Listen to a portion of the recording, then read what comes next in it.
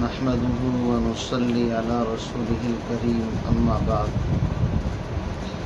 فأعوذ بالله من الشيطان الرجيم بسم الله الرحمن الرحيم وَلَنَبْلُوَنَّكُمْ بِشَيْءٍ مِّنَ الْخَوْفِ وَالْجُوعِ وَنَقْصٍ مِّنَ الْأَمْوَالِ وَالْأَنفُسِ وَالثَّمَرَاتِ وَبَشِّرِ الصَّابِرِينَ الَّذِينَ إِذَا أَصَابَتْهُم مُّصِيبَةٌ قَالُوا إِنَّا لِلَّهِ وَإِنَّا إِلَيْهِ راجعون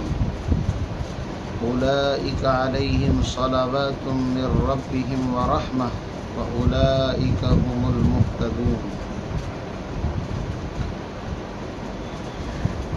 وقال الله تعالى في مقام آخر منها خلقناكم وفيها نعيدكم ومنها نخرجكم تارة أخرى وقال الله تبارك وتعالى تبارك الذي بيده الملك وهو على كل شيء قدير الذي خلق الموت والحياة ليبلوكم أيكم أحسن عملا وهو العزيز الغفور وقال الله تبارك وتعالى إنا جعلنا ما على الأرض زينة لها لنبلوهم أيهم أحسن عملا وإنا لجاعلون ما عليها صعيدا جرزا صدق الله العظيم قال النبي صلى الله عليه وسلم إن لله ما أخذ وله ما أعطى وكل شيء عنده بأجل مسمى فلتستبر ولتحتسب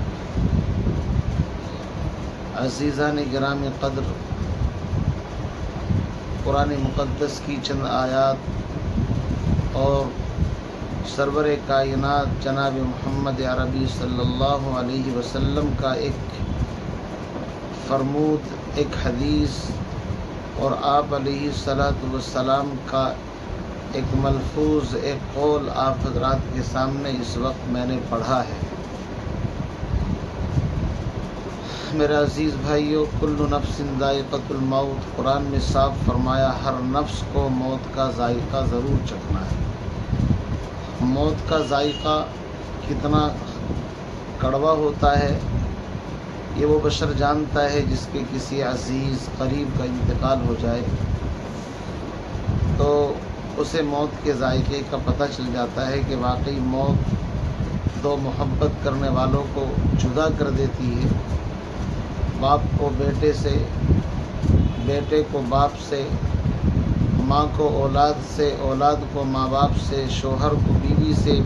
اور بیوی کو شوہر سے جدا کرنے والی چیز موت ہے۔ آنے والی کس سے ٹالی جائے گی، جان ٹھہری جانے والی جائے گی، تجھ پہ ایک دن خاک ڈالی جائے گی، کر لے جو کرنا ہے آخر موت ہے۔ کیسے کیسے گھر اجاڑے موت نے، کھیل کتنوں کے بگاڑے موت نے،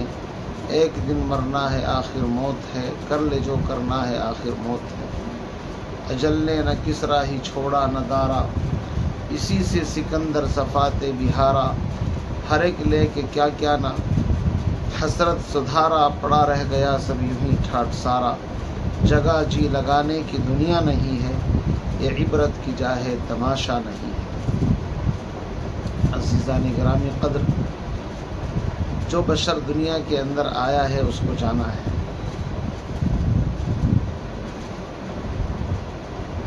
لائی حیات آئے قضا لے چلی چلے، لائی حیات آئے قضا لے چلی چلے،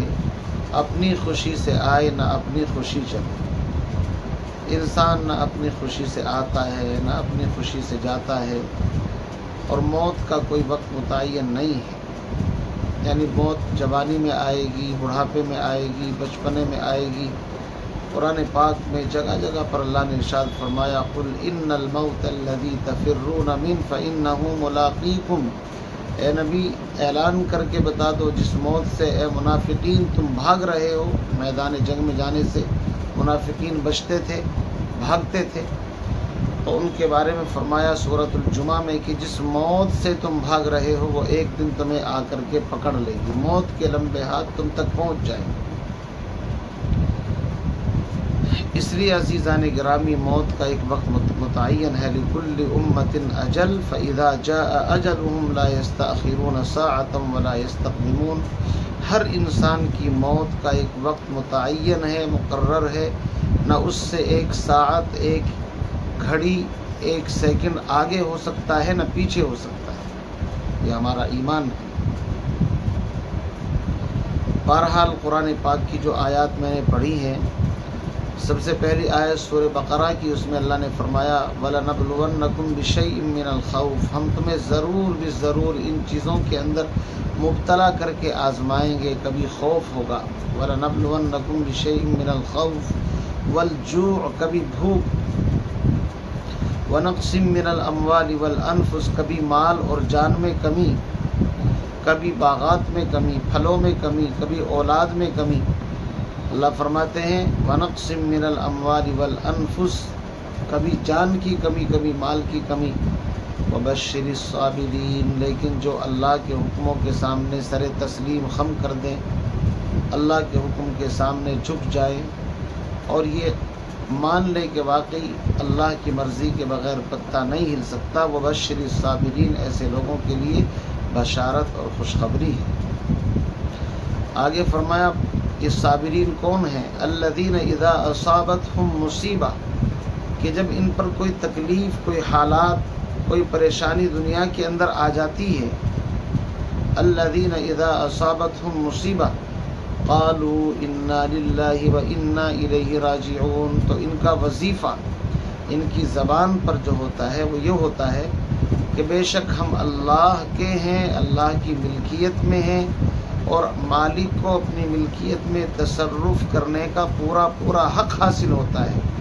انا للہ، بے شک ہم اللہ ہی کے ہیں، اللہ کی ملکیت میں ہیں، انا للہ و انا الیہ راجعون، اور ہم سب کو لوٹ کر اسی پاک پروردگار کی طرف جانا ہے۔ پتہ چلا اس جملے کے اندر خود اتنی بڑی تسلی کا سامان ہے کہ بھائی جب ہم اللہ کے ہیں تو اللہ کی مرضی ہے، چاہے وہ بچپن میں لے لے، جوانی میں لے لے، بڑھاپے میں لے لے، جب چاہے بلا لے، اس کی مرضی ہے،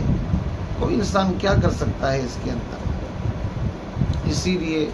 فرمایا کہ جب کسی عزیز قریب کسی کے انتقال کی خبر سنو تو کیا کہنا چاہیے؟ انا للہ و انا الیہ راجعون۔ اس ایک چھوٹے سے جملے کے اندر بہت بڑی تسلی کا کیپسول اور بہت بڑی تسلی کا ایک طریقے سے اس کے اندر ٹونک اور دوائی موجود ہے کہ بھئی جب ہم اللہ کے ہیں تو اللہ ہی کے پاس ہمیں لوٹ کر کے جانا ہے۔ اس لیے میرے عزیز بزرگوں، بھائیوں، موت ایک اٹل حقیقت ہے۔ آگے میں نے آیت پڑھی تھی سورہ طٰہٰ کی، منہا خلقناکم، اللہ فرماتے ہیں اے انسان ہم نے تجھے اسی مٹی سے پیدا کیا، وفیہا نعیدکم، منہا خلقناکم وفیہا نعیدکم، اور اسی میں تجھے لوٹا دیا، ومنہا نخرجکم تارۃ اخری، اور جب سور پھونکا جائے گا قیامت کے دن تو اسی جسم کو مٹی سے نکال کر کے پھر اس کے اندر اس روح کو واپس لوٹا دیا جائے گا۔ 3 لب بھر کر کے مٹی ڈالی جاتی ہے اور یہ دعا اس وقت پڑھنا مسنون ہے، منہا خلقناکم وفیہا نعیدکم ومنہا نخرجکم تارۃ اخری۔ آگے سورہ ملک کی ابتدائی آیات اللہ فرماتے ہیں تبارک الذی بیدہ الملک وہو علی کل شیء قدیر الذی خلق الموت والحیات، اللہ وہ ہستی ہے جس نے موت اور زندگی کو پیدا کیا، موت اور زندگی کا مالک اللہ ہے، اور بلکہ یہاں پر زندگی سے پہلے موت کو بیان کیا تاکہ انسان اپنی آخرت کو، موت کو ہر وقت سامنے رکھ کر کے زندگی گزارے۔ الذی خلق الموت والحیات لیبلوکم ایکم احسن عملا، اللہ یہ دیکھنا چاہتا ہے تم میں سے کون اچھے، خوبصورت اور پاکیزہ اعمال کرتا ہے۔ تو میرے عزیز بزرگوں، بھائیو، اللہ نے موت کو، زندگی کو پیدا کیا۔ یہ صبح شام روزانہ میسیج کیا ملتا ہے؟ کبھی فضا ہے، کبھی خزاں ہے، کبھی خوشحالی ہے، کبھی بدحالی ہے، کبھی صبح ہوتی ہے، شام ہوتی ہے، دن ہوتا ہے، رات ہوتا ہے، یہ نظام عالم ہمیں سبق دیتا ہے، اس کے اندر میسج چھپا ہوا ہے کہ صبح ہونا جیسے بچے کی پیدائش، شام ہوتے ہوتے زندگی کی شام ہو جاتی ہے، شام ہوئی اندھیرا ہوا جیسے موت۔ تو روزانہ ہر انسان اگر اس عالم کے نظام کے اندر غور کر لے تو اس کو اپنی موت کو پہچاننا، آخرت کو یاد کرنا بڑا آسان ہو جائے۔ اسی لیے کسی نے کہا ہے یہ اقامت ہمیں پیغام سفر دیتی ہے، یہ اقامت ہمیں پیغام سفر دیتی ہے، زندگی موت کے آنے کی خبر دیتی ہے، زندگی خود موت کے آنے کی خبر دیتی ہے۔ آرزو ہو کہ میری قبر ہو مسجد کے قریب، بعد مرنے کے بھی سنتا رہوں میں ذکر حبیب، یہ اقامت ہمیں پیغام سفر دیتی ہے، زندگی موت کے آنے کی خبر دیتی ہے۔ اگر ایک طرف بچے کی پیدائش ہے تو دوسری طرف جنازے اٹھ رہے ہوتے ہیں، یہ جنازے ہمیں بتاتے ہیں کہ ایک دن تجھے بھی یہاں سے جانا ہے۔ ہوئے نامور بے نشاں کیسے کیسے، زمیں کھا گئی آسماں کیسے کیسے، جگہ جی لگانے کی دنیا نہیں ہے، یہ عبرت کی جا ہے تماشا نہیں۔ قرآن پاک کی جو آیت میں نے سورہ کہف کی پڑھی تھی اس کا ترجمہ یہ ہے، اِنَّا جَعَلْنَا مَا عَلَى الْأَرْضِ زِينَةً لَهَا لِنَبْلُوَهُمْ أَيُّهُمْ أَحْسَنُ عَمَلًا۔ اِنَّا جَعَلْنَا مَا عَلَى الْأَرْضِ زِينَةً لَهَا، ہم نے زمین کی بیوٹی، خوبصورتی زمین کے اوپر پھیلا دی ہے۔ انسان سے اچھی خوبصورتی اور کیا ہوگی اس نظام عالم میں؟ اگر انسان کا وجود نہ ہو، چاند ہو، ستارے ہوں، گائے بیل بھینس ہوں، چرند پرند ہوں، حشرات الارض ہوں، لیکن انسان نہ ہو تو کوئی خوبصورتی نہیں ہے۔ انسان ہے، خوبصورتی ہے، جانور ہیں، حیوانات ہیں، نباتات ہیں، اور پیڑ پودے ہیں، پھل پھول ہیں، یہ ساری کی ساری چیزیں زمین کی بیوٹی اور خوبصورتی ہیں۔ اللہ فرماتے ہم نے اس کو کیوں پیدا کیا؟ تاکہ تم میں سے دیکھ لیں کہ کون اس خوبصورتی کے اوپر ریچھ کر کے یہیں پر مگن ہو جاتا ہے، اور کون ان خوبصورتی کو سامنے رکھ کر کے، آخرت کو سامنے رکھ کر کے زندگی گزارتا ہے۔ اسی لیے کسی نے کہا ہے کہ رنگ ریلیوں کی نہ جان زمانے کی نہ جانا اے دل، رنگ ریلیوں کی زمانے کی نہ جانا اے دل، یہ خزاں ہے جو بانداز بہار آئی ہے۔ جب تم جو خزاں سے گزرے تو اے صبا، یہ کہنا بلبل زار سے، جو چمن سے گزرے تو اے صبا، جو چمن یعنی باغ، جو زمین کی بیوٹی خوبصورتی ہے،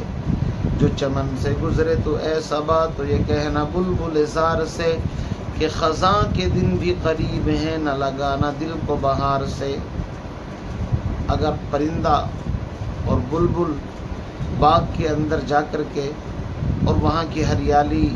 اور پھل پھول اور ان چیزوں کو دیکھ کر کے ریجھ جائے کہ مجھے سدا یہیں پر رہنا ہے، تو کہا کہ اس پر ریجھنے کی ضرورت نہیں ہے، ایک دن وہ آئے گا کہ یہ خزاں کے اندر تبدیل ہو جائے گا، پت جھڑ کا موسم بھی آئے گا۔ جو چمن سے گزرے تو اے صبا، تو یہ کہنا بلبل زار سے کہ خزاں کے دن بھی قریب ہیں، نہ لگانا دل کو بہار سے۔ جی ہاں، تو بہرحال دنیا کے اندر یہ جو خوبصورتی اللہ نے رکھی ہے، مال متال اور دنیا کی زیب و زینت، زین للناس حب الشہوات من النساء والبنین والقناطیر المقنطرہ من الذہب والفضہ والخیل المسومہ۔ اللہ نے 8 چیزوں کو اکٹھا بیان کر کے فرمایا کہ ہم نے ان چیزوں کو پیدا کیا اور لوگوں کی نظروں کے اندر مزین کر دیا۔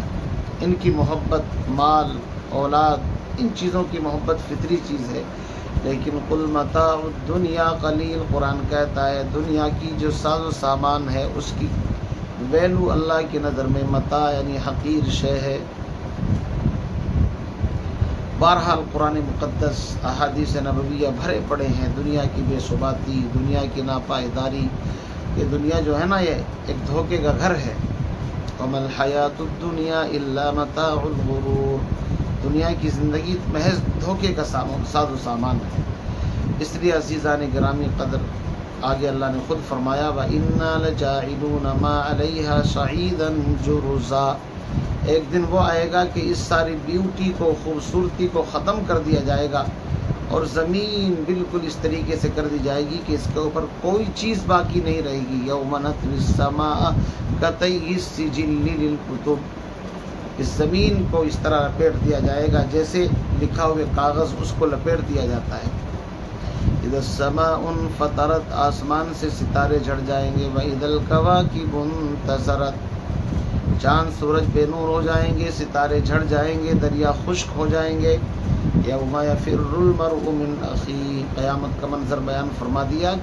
کہ انسان اپنے ماں باپ سے، اولاد سے، بیوی بچوں سے، ہر ایک سے بھاگے گا۔ کب تک؟ جب تک کہ اس کا حساب کتاب نہ ہو جائے۔ فاما من اوتی کتابہ بیمینہ، جس کا حساب کتاب ہوا، نامہ اعمال دائیں ہاتھ میں دیا، فیقول ہاؤم اقرؤوا کتابیہ، وہ لوگوں کو بلا کر کے کہے گا کہ لوگوں لو میرا نامہ اعمال چیک کرو، میں دنیا میں زندگی گزار کر کے آیا، میں نے تیاری کی تھی، لوگ مجھے دیوانہ سمجھتے تھے، لیکن میں نے آخرت کو سامنے رکھ کر کے زندگی گزاری۔ وَأَمَّا مَنْ أُوتِيَ كِتَابَهُ بِشِمَالِهِ فَيَقُولُ يَا لَيْتَنِي لَمْ أُوتَ کِتَابِیَہ، جس کا نامہ اعمال بائیں ہاتھ میں دیا جائے گا، اس کو چھپائے گا کہ کسی کی نظر نہ پڑ جائے، چونکہ وہ ناکام ہو۔ عزیزان گرامی قدر، یہ دنیا دار الغرور ہے، دار السرور نہیں ہے۔ یہاں کا سرور، خوشی چند روزہ ہے، یہاں کی غمی غمی نہیں، یہاں کی خوشی خوشی نہیں، بلکہ اگر دیکھا جائے تو یہاں پر تو دنیا کے اندر کوئی انسان آپ کو خوش نظر نہیں آئے گا۔ کسی کو کچھ الجھن اور پریشانی ہے تو کسی کی کچھ الجھن پریشانی ہے، بہرحال پریشانی میں سب ہے۔ اس لیے کسی نے کہا ہے دری دنیا کسے بے غم نباشد، دری دنیا کسے بے غم نباشد، اگر باشد بنی آدم نباشد۔ اس دنیا میں کوئی آپ کو خوش نظر نہیں آئے گا۔ اگر کوئی خوشی کا دعویٰ کر رہا ہے تو وہ آدم کی اولاد نہیں، پھر وہ کوئی اور مخلوق ہو سکتی ہے۔ اس لیے کہ آدم کی اولاد جو ہے اس کے اوپر یہاں حالات، پریشانیاں، کچھ نہ کچھ چلتا ہی رہتا ہے۔ بہرحال اللہ رب العزت نے 3 عالم بنائے ہیں۔ ایک عالم ارواح جہاں پر روحیں جمع ہیں، جب اللہ کا حکم ہوتا ہے کسی روح کو زمین پر بھیجنے کا تو ماں کے پیٹ کے اندر بوڑی تیار ہوتی ہے، پھر اس کے اندر روح فرشتہ ڈال کر کے چلا جاتا ہے، پھر انسان پیدا ہوتا ہے اور اپنی یہاں پر زندگی گزارتا ہے جتنی زندگی اللہ نے رکھی ہے، پھر یہیں پر موت آ جاتی ہے، روح قبض کر لی جاتی ہے تو روح عالم برزخ کے اندر جمع ہو جاتی ہے، اور انسان کی جو باڈی ہے اس کو زمین کے اندر دفن کر دیا جاتا ہے، یا بعض کو آپ نے دیکھا ہوگا اور طریقے سے، بہرحال اس کو وہ کر دیا جاتا ہے، لیکن اس جسم کا روح کے ساتھ کنیکشن، تعلق رہتا ہے۔ بہرحال یہ عالم دنیا ہے، پھر اس کے بعد عالم برزخ ہے، عالم آخرت، اور اس کے بعد پھر انسانوں کا حساب کتاب کرنے کے بعد ایک پل رکھا جائے گا جس کو پل صراط کہتے ہیں، برج، وہاں سے گزار کر کے یا تو عالم جنت ہے یا عالم جہنم ہے۔ میرے عزیز بھائیو، ہر انسان کو موت کا ذائقہ چکھنا ہے، موت کا ذائقہ بڑا تلخ ہے، بڑا کڑوا ہے، اس لیے ہمیں چاہیے کہ ہم اپنی آخرت کو سامنے رکھ کر کے زندگی گزاریں، اور جب موت آئے تو اس حال میں موت آئے کہ لوگ یوں کہہ رہے ہوں کہ نشان مرد مومن بات گویم، کہ میں تجھے مومن مرد کی نشانی بتاؤں، نشان مرد مومن بات گویم، چو مرگ آیت تبسم بر لب اوست، جب اس کی موت کا وقت آئے تو اس کے ہونٹوں پر مسکراہٹ ہو، دنیا رو رہی ہو اور اس کے ہونٹوں پر مسکراہٹ ہو، یہ خوشی خوشی دنیا سے چلا جائے، اس لیے کہ موت ایک دوست کو دوست سے ملنے کا بھی ذریعہ ہے۔ الموت جسر یوصل الحبیب الی الحبیب، موت ایک برج پل ہے، جب تک آپ اس کو کروس نہیں کرو گے اللہ سے کیسے ملاقات ہوگی۔ اور لوگوں کا حال یہ ہو کہ لوگوں کی زبان پر یہ ہو کہ موت اس کی ہے کرے جس پہ زمانہ افسوس، موت اس کی ہے کرے جس پہ زمانہ افسوس۔ یوں تو دنیا میں سبھی آتے ہیں مرنے کے لیے، ہمیشہ کون زندہ رہے گا؟ انبیاء علیہم الصلاۃ والسلام جو اس کائنات میں سب سے افضل البشر، ان کے اوپر بھی موت آئی۔ انک میت و انہم میتون، محبوب آپ کو بھی موت آئے گی، آپ کے دشمنوں کو بھی موت آئے گی۔ وما محمد الا رسول قد خلت من قبلہ الرسل افإن مات او قتل انقلبتم علی اعقابکم، قرآن بھرا پڑا ہے۔ تو بہرحال دنیا سے ہر ایک کو جانا ہے، کوئی بشر ایسا نہیں۔ یا معشر الجن والانس ان استطعتم ان تنفذوا من اقطار السماوات والارض فانفذوا لا تنفذون الا بسلطان۔ اللہ نے فرمایا اس زمین آسمان کے کناروں کے اندر کو چھپ کر کے انسان جنات میں سے پناہ لینا چاہے ہرگز نہیں چھپ سکتا۔ بہرحال موت ایک اٹل حقیقت ہے، ہم سب اپنی آخرت کو سامنے رکھ کر کے زندگی گزاریں۔ ابھی ہمارے عزیز قریب جناب حاجی محمد راشد، اللہ ان کی مغفرت فرمائے، ان کے درجات بلند فرمائے، جوار رحمت میں جگہ نصیب فرمائے، انتہائی ملنسار اور انتہائی خوش اخلاق، با اخلاق اور متواضع، عاجزی انکساری والے انسان، بڑے ہی مہمان نواز، بڑے سخی، بڑے فیاض، دسترخوان ان کا بڑا وسیع، علماء سے محبت کرنے والے، اور کافی وقت چونکہ میں نے سلاپور کے اندر گزارا ہے 10 سال کے قریب آس پاس، تو بہرحال اور بھی بہت سارے لوگ ایسے ہیں جن کے اندر بڑی خوبیاں دیکھی گئی ہیں، لیکن یہ بھی ان میں سے ایک تھے کہ ماشاءاللہ بڑے مہمان نواز، علماء کے قدردان اور ملنسار انسان، بڑی محنت، بڑی اسٹرگل انہوں نے کی۔ 3 بھائی، ویسے تو 7-8 بھائی ہیں لیکن یہ حقیقی بھائی 3 ہیں، حاجی طاہر صاحب اور جناب بھائی محمد ذاکر، اور یہ تیسرے نمبر پر راشد بھائی، اور ماشاءاللہ رشتہ دار بھی ان کے بڑے نیک ہیں اور انتہائی خوش مزاج ملنسار ہیں۔ جہاں ان کی شادی ہوئی تو وہ رشتہ دار بھی بہت ماشاءاللہ اچھے ہیں۔ اللہ رب العزت نے بڑی خوبیوں سے ان کو نوازا، 2 بیٹے 2 بیٹیاں، ابھی گزشتہ سال ہی بیٹی اور اس کے بعد پھر بیٹے کی، اور اس سے پہلے شادی ہوئی، یعنی 2 بچوں کی شادی کر چکے، اور 2 بچے ابھی چھوٹے ہیں۔ دعا کرے اللہ تعالیٰ گھر والوں کو صبر جمیل عطا فرمائے اور اللہ تعالیٰ ان کی مغفرت فرمائے۔ ہمارے عزیزوں میں سے تھے۔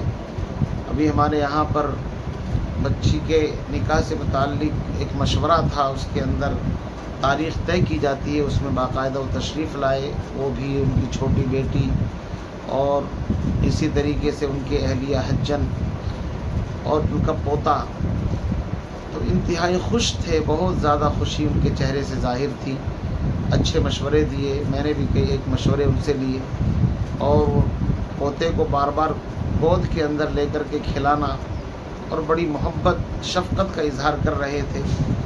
پھر میں نے بچے کو دم کیا، چونکہ طبیعت بچے کی ناساز تھی، نظر لگی تو ماشاءاللہ بچہ خاموش ہو گیا، بالکل چپ، ایک دم دم کرتے۔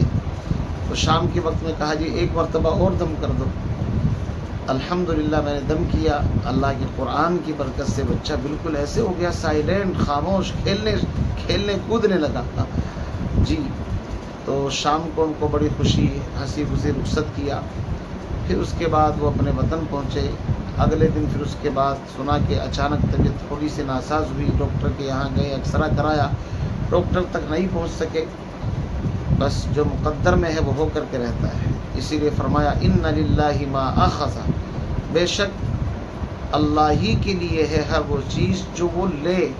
یعنی لینے کا ذکر پہلے فرمایا، وَلَهُ مَا أَعْطَى، اور اسی کی طرف سے ہے ہر وہ چیز جو وہ عطا فرمائے۔ دینے والا بھی وہ ہے، لینے والا بھی وہ ہے۔ دینے والے سے پہلے لینے والے کو ذکر کر کے اس طرف بتا دیا کہ جب کوئی چیز کسی کو دی جائے تو یہ مت سمجھو ہم اس کے مالک بن گئے، بلکہ جب چاہے گا لینے والا اس کو لے لے گا، اپنی امانت کو۔ ان للہ ما اخذ وله ما اعطى وكل شيء عنده باجل مسمى، اور ہر ایک چیز کا ایک وقت مقرر ہے اللہ کے یہاں۔ فلتستبر، بس انسان کو چاہیے کہ وہ صبر کا دامن نہ چھوڑے۔ صبر کا مطلب یہ نہیں ہے کہ اگر آنکھوں سے آنسو آ گئے یہ صبر کے خلاف ہے، نہیں۔ ہمارے پیغمبر علیہ السلام کے بیٹے حضرت ابراہیم نام رکھا تھا دادا کے نام پر، حضرت ابراہیم کے نام پر حضور نے اپنے بیٹے کا نام رکھا، ان کا انتقال ہو گیا تو چاند اور یہ گرہن ہوا اس روز۔ تو پیغمبر علیہ الصلوۃ والسلام کے بارے میں بعض لوگوں نے کچھ باتیں شروع کی کہ نبی کے بیٹے کا انتقال ہو گیا اس لیے چاند گرہن ہو رہا ہے۔ تو پیغمبر علیہ السلام نے فرمایا کہ کسی کے موت اور حیات سے چاند اور سورج کے گرہن کا کوئی تعلق نہیں ہے۔ چاند اور سورج اللہ کی نشانیوں میں سے ایک نشانی ہے۔ اللہ یہ بتاتا ہے کہ ساری مخلوق پر میرا کنٹرول ہے، میں چاہتا ہوں ان کو بے نور کر دیتا ہوں، چاہتا ہوں تو روشنی عطا کر دیتا ہوں، لہذا